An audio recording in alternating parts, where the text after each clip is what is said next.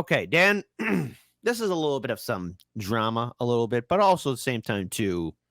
You either live long enough, you either die a hero or live long enough to see yourself become the villain. And, we had we did the same about good old Kyle Kulinski, Dime Store Eminem, talking about how he was disappointed with Kamala's, I guess, lack of policy towards the crisis in Gaza.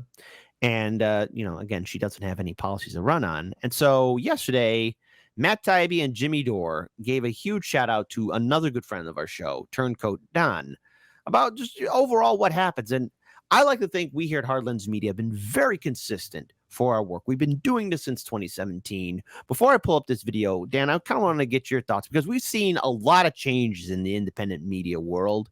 And people who we did talk to make some changes here and there. What are your thoughts, man? I think it's all insane right now. And I think that it's the same thing that's been the situation for a while. And this gets to it's a really big topic to unpack effectively. Yeah, but the point is that sorry, I asked that question. It's a question worth considering though. But the problem is that as long as the news category is suppressed and people are fighting over a smaller audience, at the same time when the economy is the way it is, at the same time that marketing and advertising budgets are the first things to get cut, at the same time it seems like the country's sort of a little insane right now. And if you act insane in an insane situation, you appear normal. And if you try to fight the insanity, you appear insane. I think that what we're dealing with is there's a big shift that's going to happen after this election and what people consider. And I think like shows like Hardlands, we're actually, this is sort of what we anticipated. So I think we're going to be okay. But I think there's going to be a lot of civil war, not just on left-wing media, but I think on just about everything, because this is basically CNN's last hurrah. Their assets are just determined to be worthless. You're going to have a bunch of people. If Trump's elected, left is actually probably not going to be too bad. Mm-hmm. It's just like there's a lot of uncertainty, and whenever there's uncertainty, there's a lot of fighting. So I do worry about what happens with independent media over the next 4 years, because I don't know. It could be our next golden age. It could be the collapse of mainstream media. And we have a golden age and YouTube finally goes, man, we're now the hub of news. We don't have to fight these people anymore. We can expand that. Yeah. Or it's going to be worse. I don't know. Yeah. And look, no matter what's going to happen, folks, me and Daniel, we have survived a lot of crap. We have been through the fire. We got stories for days, folks. But let's go ahead and pull up this video here. So let's just at least play a good portion of the first half of this. Maybe we'll pause it halfway through, and then let's go ahead. So shout out, first of all, good friend of the show, Jimmy Dore, and, of course, Matt Taibbi, who was one of the instrumental people leading and covering the Twitter files. And that'll get you, just for making that observation, will get you called a right-wing Trump supporter. In fact, it did. Most recently, I was included in a video with you and Tulsi and Russell Brand by Kyle Kulinski. And you really? So I want to show you, first of all, our friend, just to remind you who Kyle Kulinski is. Well, first of all, I'll show you this. Here it is. High-profile examples of what you'd call the Bernie to Trump pipeline. Tulsi Gabbard is a great example. RFK Jr. is a great example. He endorsed Bernie Sanders in 2016. I don't know if he did in 2020 in the primary, but he did in 2016. He, of course, endorsed Trump this time around. Then, of course, you have some high-profile media figures who have effectively gone from Bernie Sanders back in the day to Donald Trump now. People that come to mind, Jimmy Dore, Matt Taibbi. So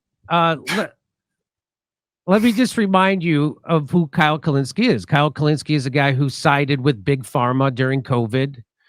Kyle Kulinski is a guy who sided with the military-industrial complex during the Ukraine war. Kyle Kulinski is a guy who's turned his back on every principle he ever had when he was a Bernie supporter. He's gone from being a Bernie supporter to a supporter of the military-industrial complex, Big Pharma, and corruption inside the Democratic Party. He's supporting Kamala Harris, who's right now funding and committed to funding the slaughter of the Palestinian people. So there's no red line for him. He's become the exact thing. And just to prove that he's become the thing that he pretends he used to hate, I'll play this guy. Turncoat Don put this together, and this is always fun to watch. Let's watch. Former Soviet Union and other authoritarian dictatorial regimes. We're really talking about other people being dictatorial, and Donald Trump and Ron DeSantis. As bad as Biden is, you guys are significantly worse, and it's not even close. The Democrats are just way better. They're just way better. They're a trillion times better than Republicans. First of all, I'm very impressed with Crystal here because she's a successful working mom and still finds time to homeschool Kyle, which is nice. Oh man, that's being mean. No one make fun of Kyle's mom. But here we And go. dye his hair, I guess. Let's watch this. It's like, this is the Now, thing. this is going to be shocking. It's like with a lot of people, it's hard to pinpoint the exact moment that they flip their perspective on a topic. But with Kyle, it's literally his hair color. It's like the moment he dyes it blonde, that's the moment that he's like, I'm a different person. I'm going to represent that. I don't even know why he did that, man. By the way, folks, It's a call for help. I mean, his mom's not noticing him, and he wants to stand out a little bit more.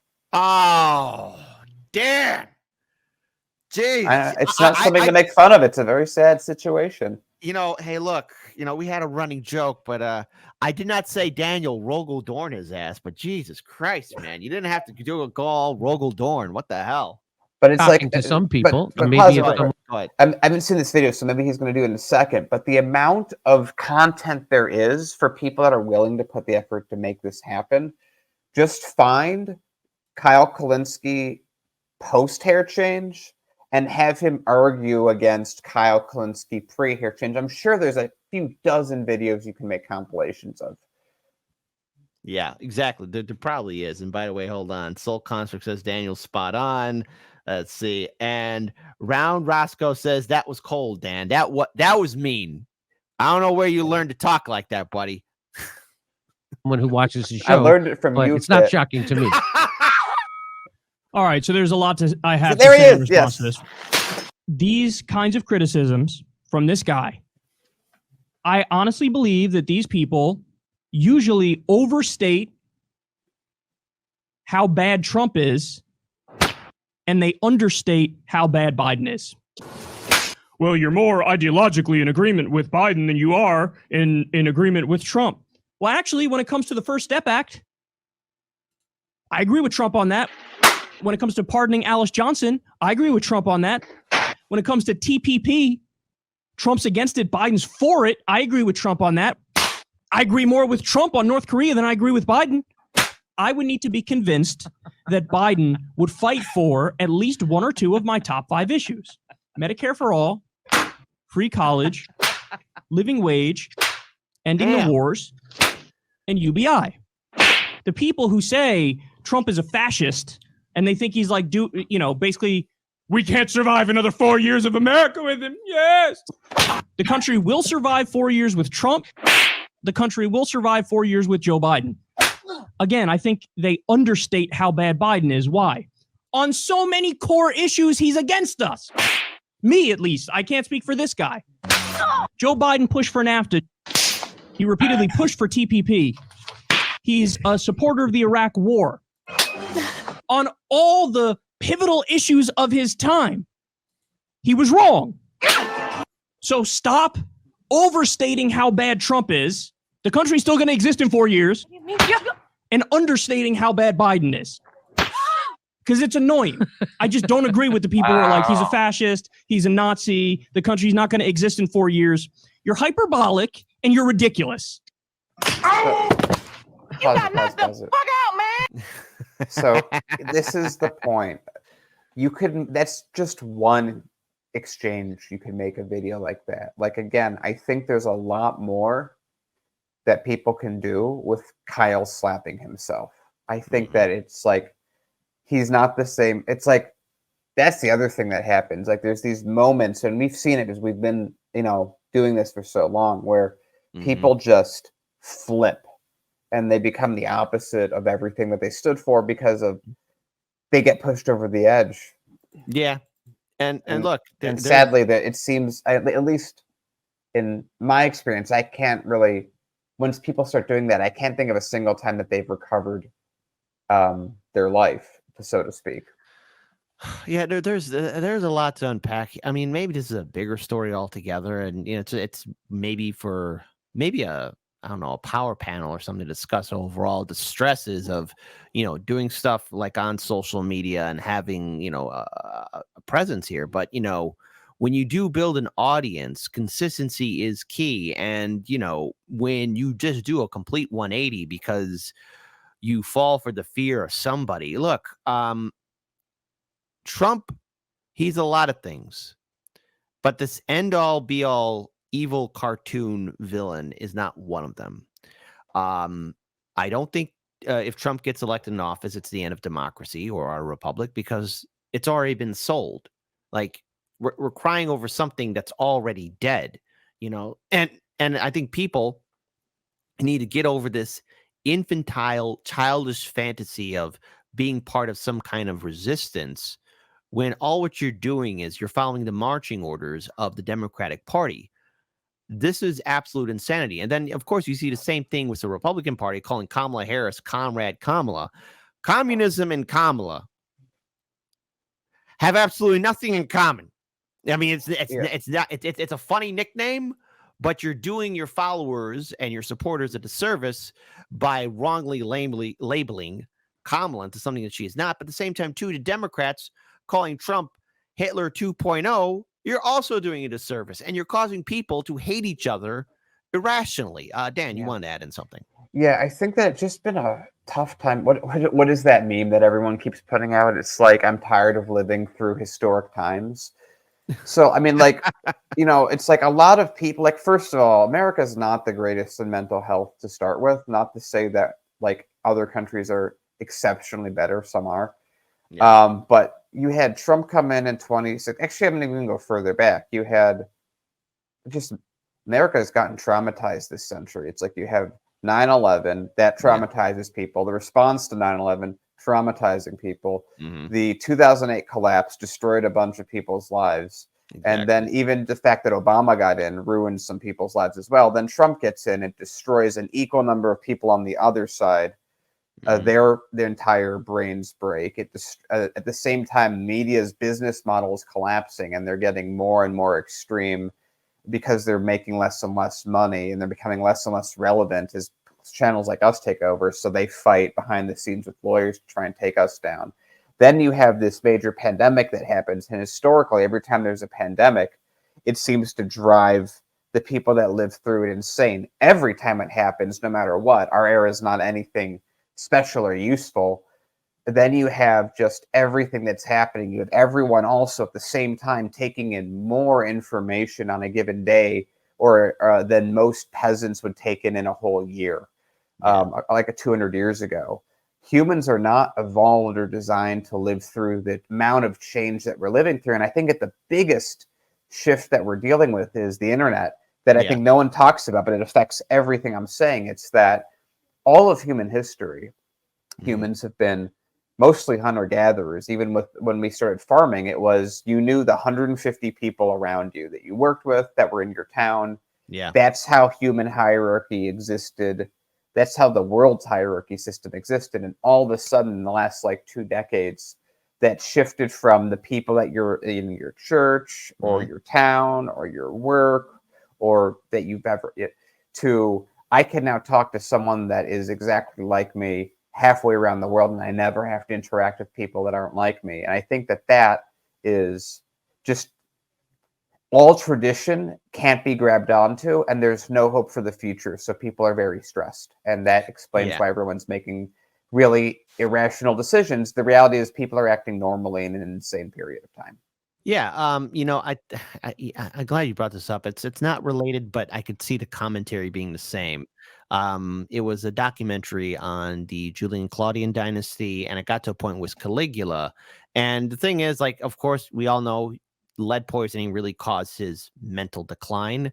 But he was also dealing with stress of it was Tiberius and what's happening to his family. And this one person who was giving commentary on it said, he had to act as rationally he could in an irrational environment, but he still couldn't save his family. And, looking at the internet and the problems that come with it, yes, the internet's a great tool, but people are acting as rationally they can in an extremely irrational environment, but this rationale is also causing them to be irrational too. So you get all of this. Plus, I only can imagine, I'm actually grateful that I grew up at a time where I didn't have smartphones and people had some semblance of privacy. Because if you see a car crash or a fight or something stupid, people do pull out their smartphones and record. And and even now, with getting back on point, was this whole thing with Kyle Kulinski talking about Trump and the Bernie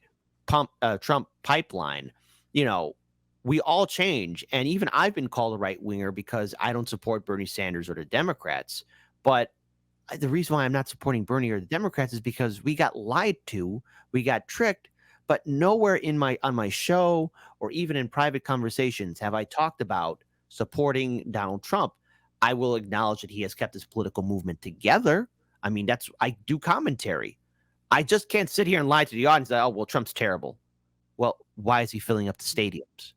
Why did he win his primary process? Can I even say on that? Trump is terrible, but to just say that is one of the stupidest ways you can possibly interpret the world. Everything right now is terrible. Anything you focus on, you're going to get the answer that it's terrible. If you want to say any story, that any topic that exists, you can make an argument why you're right and why others are wrong. And you can do that for the whole reason that all these, the worst thing that you can give humans are two stable options. The worst thing. That's what almost every war starts of. Because, I mean, you can side with the Russian reason to go to Ukraine, or you can side with the Ukrainian, or you can look at them. This is how I do all of these. I look at those at the bounds. I take the most extreme view on what Russia's doing and the extreme view of what Ukraine's doing and the West and everyone else. And I go, those are the bounds of the conversation. The conversation takes place in the area in between. But so many people have become zero sum that it's one possibility and everything that disagrees is evil. And something's got to give. People are going to lose these wars eventually. And all that's going to happen is people are going to keep sacrificing huge numbers of themselves and their souls just to gain a meaningless amount of social ground in a trench network that never ends. It's exactly. I want to play a little bit more of this video, and then we'll end this segment. But I just want to play a little more of it. But seeing Kyle get smacked around is funny. So, is this guy called us? That guy. Can we swear in the show? Yes. Fuck him. What the fuck? That's so infuriating. God.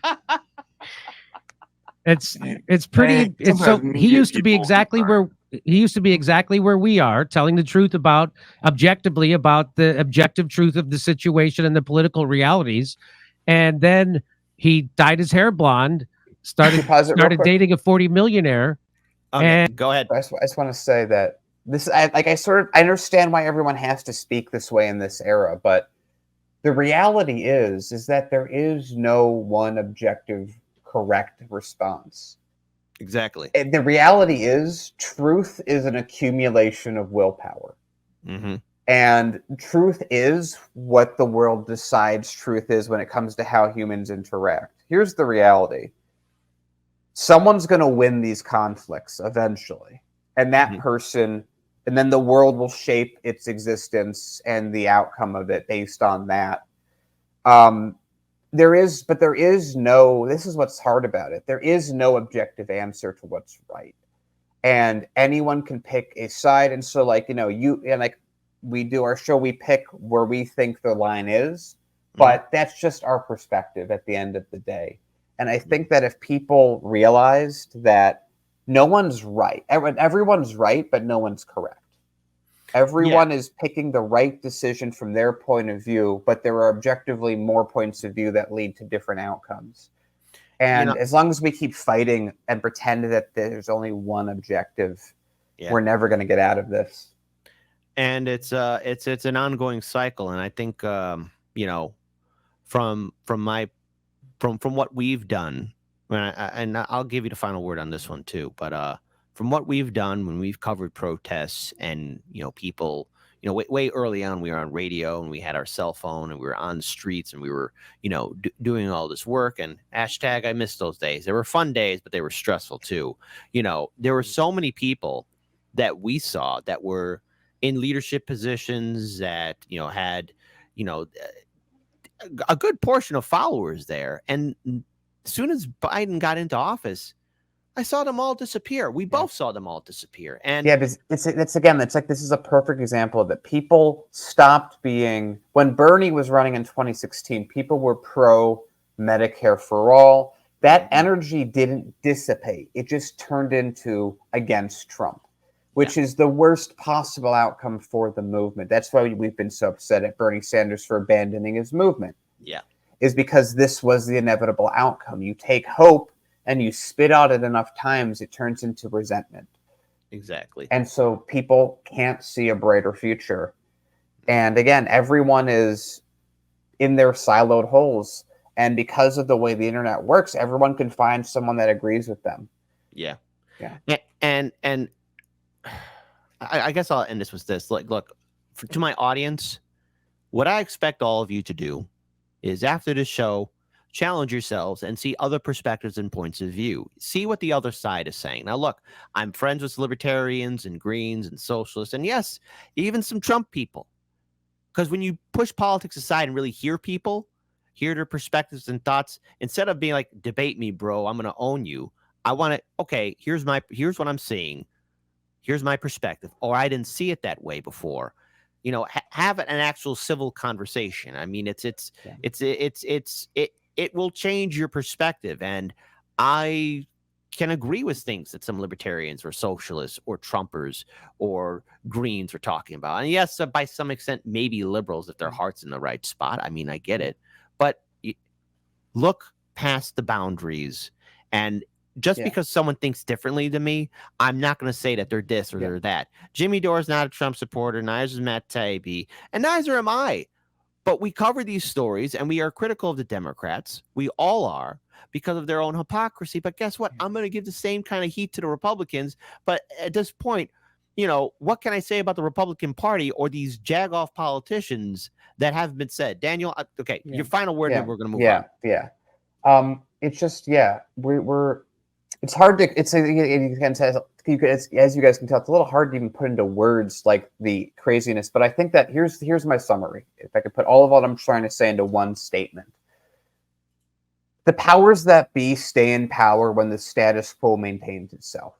And right now, for the last decade or two, even though it feels like we're fighting and all this stuff is changing, it really does feel like nothing is really shifting in terms of what the status quo is. And as long as people keep fighting each other over any topic, the very act of fighting in a zero-sum way benefits the status quo. And so it's just, in a sense, I'm just looking at a very successful capture through divide and conquer that the corporations have been able to succeed, because as long as Americans are fighting each other over every issue and think that everyone that disagrees with them is evil, they're going to keep making money. That's the system that's always existed in humanity, and it's just very sad to watch it play out so successfully. Exactly.